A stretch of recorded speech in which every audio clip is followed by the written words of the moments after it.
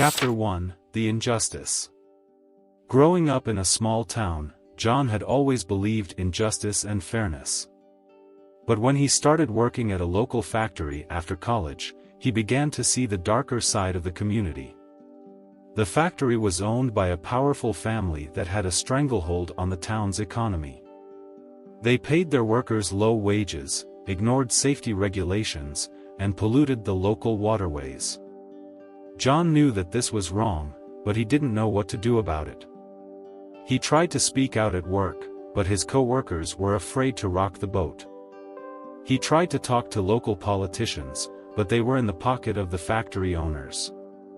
John felt helpless, but he knew he couldn't just sit back and watch as his community suffered. Chapter 2: The Research.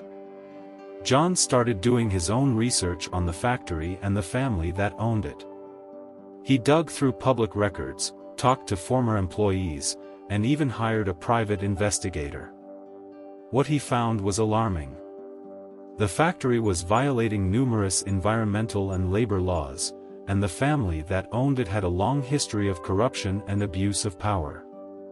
John knew that he had to do something to bring this to light and make a positive change in his community. He reached out to local environmental and labor organizations, hoping to find allies in his fight for justice.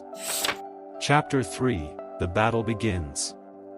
John's fight for justice was met with resistance from the factory owners and their powerful allies in the community.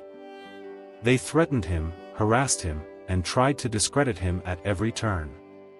But John refused to back down.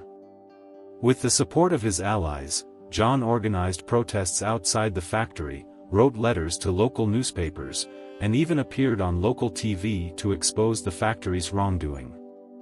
He also filed complaints with state and federal agencies, and contacted lawyers who specialized in environmental and labor law. Chapter 4: The Legal Battle. The legal battle was long and difficult, but John and his allies eventually won. State and federal agencies conducted investigations, and the factory was fined millions of dollars for violating environmental and labor laws. The family that owned the factory was forced to sell their businesses and leave the town. John's fight for justice had made a significant impact on his community. The air and water were cleaner, and workers at other businesses in the town began to demand better pay and working conditions. John had become a hero to many in the community, and he continued to work with local organizations to promote justice and fairness. Chapter 5: The Aftermath. John's fight for justice had come at a cost. He had lost friends and faced personal and professional challenges along the way. But he knew that the fight had been worth it. He had made a positive change in his community, and had shown that even one person could make a difference. John continued to work with local organizations to promote justice and fairness in his community. He also spoke at conferences and events, sharing his story and inspiring others to take action against injustice.